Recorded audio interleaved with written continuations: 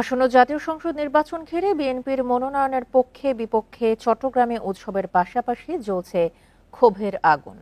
সীতাকুণ্ডে বিএনপি চেয়ারপারসনের উপদেষ্টা আসলাম চৌধুরী মনোনয়ন না পাওয়ায় মহাসড়ক অবরোধ ঘিরে বহিষ্কারের ঘটনাও ঘটেছে। এছাড়া চট্টগ্রাম ৯ আসনে মনোনয়ন ঘোষণা ও পরে স্থগিত নিয়ে চলছে জল্পনা কল্পনা।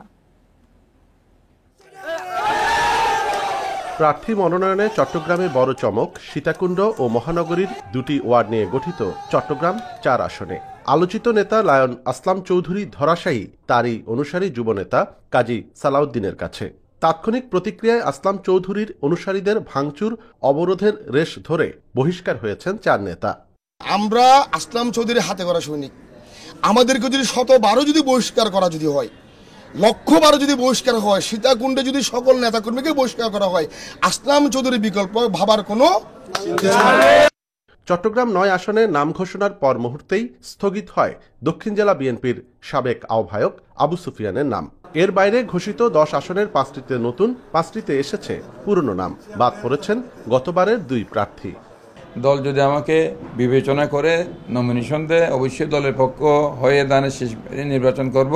আর যদি দল যদি আমার চেয়ে কাউকে যোগ্য মনে করে আর কাউকে নমিনেশন দেয়, আমি তার জন্য নিরলসভাবে আন্তরিকভাবে তাকে জেতানোর জন্য কাজ করবো। দানের শীষ সবার, যেহেতু দল মনোনয়ন দিয়েছে, যাকে দিয়েছে, আমাকে না দিয়ে যদি অন্যজনকে দেয়, আমি ওনার জন্য কাজ করতাম। সবাই দলের স্বার্থে দানের শীষকে বিজয় অর্জনের জন্য, বিজয় নিশ্চিত করার জন্য সবাই একসাথে কাজ করবে। মহানগর ও জেলার নেতারা বলছে, এবারের নির্বাচন রাজনীতির জন্য টার্নিং পয়েন্ট। তাই ব্যক্তি স্বার্থের ঊর্ধ্বে উঠে দলের সিদ্ধান্তকেই গুরুত্ব দিতে চান তারা। আমাদের নেতা কর্মীদের জন্য একটি বার্তা, সেটি হচ্ছে যে নেতা যত বড়ই হোক, দলের সিদ্ধান্ত তাকে মেনে চলতে হবে। সিদ্ধান্তের বাইরে গেলে এই দলে তার কাজ করার আর সুযোগ থাকবে না। সম্প্রতি রাউজানের রক্তক্ষয়ী সংঘর্ষের ঘটনায় আলোচনায় থাকা গিয়াসউদ্দিন কাদের চৌধুরী ও গোলাম আকবর খন্দকারের কেউই নেই তালিকায়।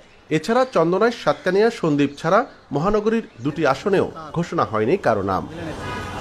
অনুপম শীল, ইন্ডিপেন্ডেন্ট নিউজ, চট্টগ্রাম।